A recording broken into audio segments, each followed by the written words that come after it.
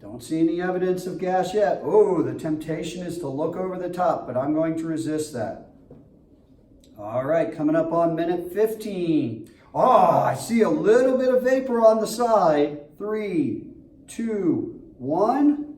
Minute 15, and for minute 15, I think we should put liquid/gas, because I can now see the littlest bit of gas, vapor, steam, rising up. It's going up. I'm looking at 56.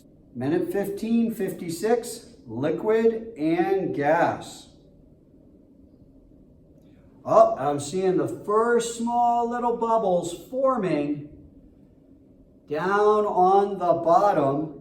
3, 2, 1. Minute 16, I would put gas, liquid, and even write little bubbles forming on the bottom.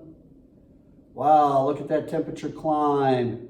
So for minute 16, 67, liquid, gas, and I can see even more bubbles. Those little bubbles are starting to get bigger as we head into minute 17. 3, 2, 1. And I hear the beaker beginning to rattle a little bit. We are at minute 17. I can now see steam and bubbles on the bottom.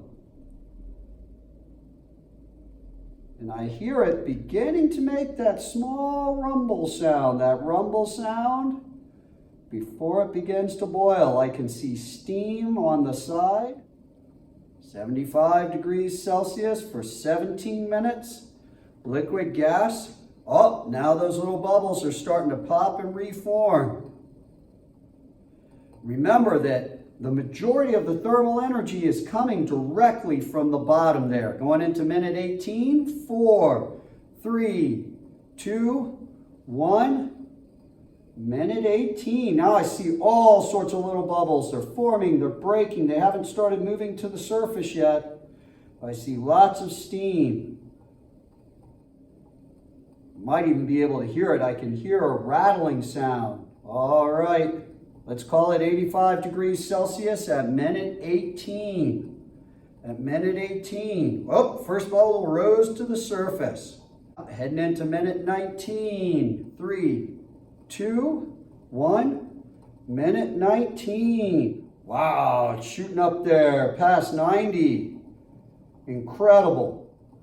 Let's call it 98 for minute 19. And I'm now seeing that I have a full bubble, a full boiling at the bottom there. A full boiling. All right, going into minute 20 here. I can see steam pouring out the top. I want to be very careful. 3, 2, 1. Minute 20. Wow, just shooting up there.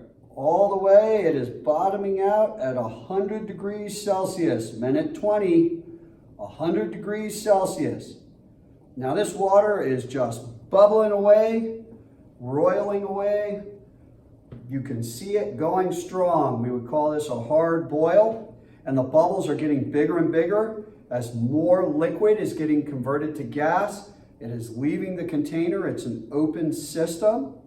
Coming up on minute 21. Now I want to be extremely careful because that fluid is extremely hot. 3, 2, 1.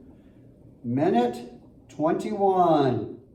Oh my gosh, 100 degrees. It's not going above 100 degrees. I take it out. Minute 22.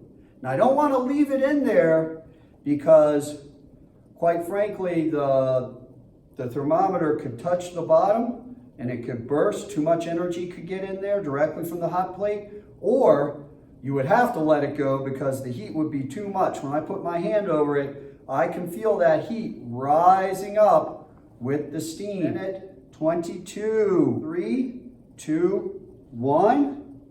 Minute 22. Wow, it's shooting up there. And it stops at 100 degrees Celsius. Once again, it's not going above 100 degrees Celsius, and the thermometer certainly goes above 100 degrees Celsius.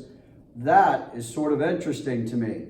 All right, we're coming up on minute 23. I can hear it boiling away. It is definitely at the vapor point, past the boiling point, energizing those H2O molecules. They are fleeing the liquid and heading out into the room.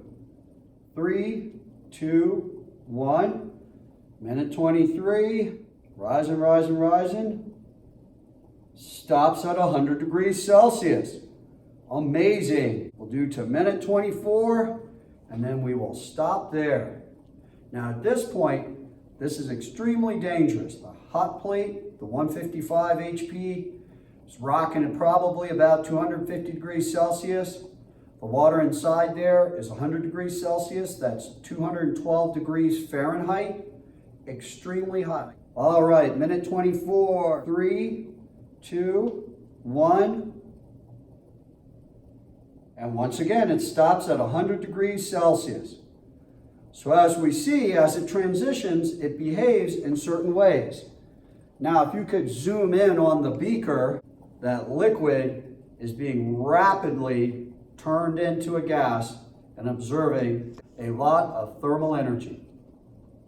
All right, you have 24 minutes worth of data, observations.